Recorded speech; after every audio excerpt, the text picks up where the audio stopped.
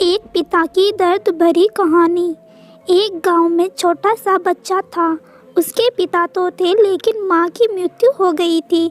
पिता सारा दिन काम करता था और अपने बेटे को पाल पोस कर बड़ा करता है। वे सारे सुख दुख अपने बेटे को देता है जो एक माँ दे सकती थी। उस पिता ने कभी कुछ नहीं मांगा, सिर्फ इतना ही मांगा कि मेरा बेटा कोई परेशानी में ना रहे। दिन बीतते गए, बेटा पढ़ लिख कर अच्छा जॉब भी करने लगता है और वे शहर में रहने लगता है। कुछ दिन बाद वे अपने पिता से मिलने आता है और कहता है, पापा मुझे कुछ पैसों की ज़रूरत है। मैं चाहता हूँ कि शहर में ज़मीन लेकर अपना घर बना लूँ। पिता इस बात को सुनकर बहुत खुश होता है।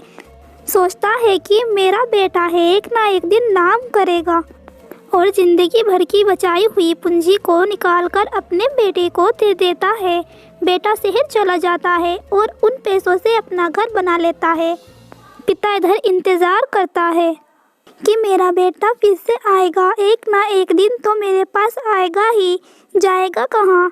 उसके पास अब कोई नहीं आता था, क्योंकि ना ही अब उसके पास पैसे थे और ना ही रहने की जगह थी।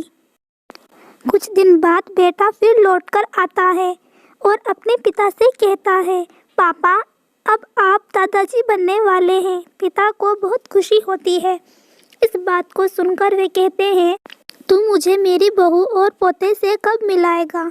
बेटा कहता है, बस पापा थोड़े दिन और। पापा मुझे कुछ पैसों की ज़रूरत है, क्योंकि आजकल थोड़ी जॉब में खींच बीच हो रहा है। पिता के पास कुछ नहीं रहता है देने के लिए, लेकिन फिर भी कहता है, अच्छा बेटा तो रुक, मैं अभी आया कुछ पैसों का बंदोबस्त करके।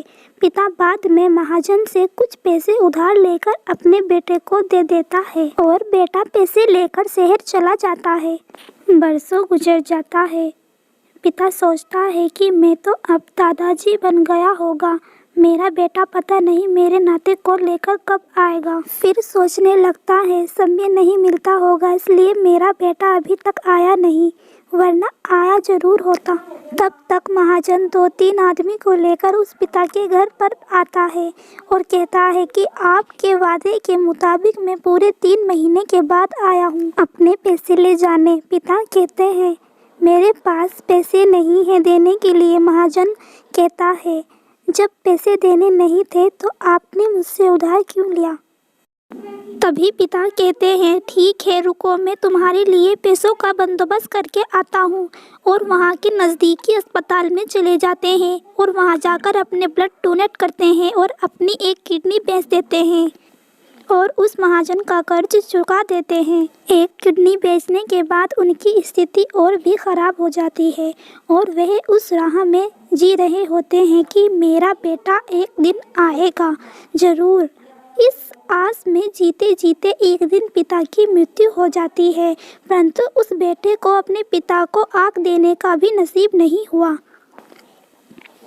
दोस्तों, कैसी लगी आपको एक बूढ़े बाप की कहानी? अगर आपको अच्छी लगी है तो प्लीज़ एक सब्सक्राइब ज़रूर करें।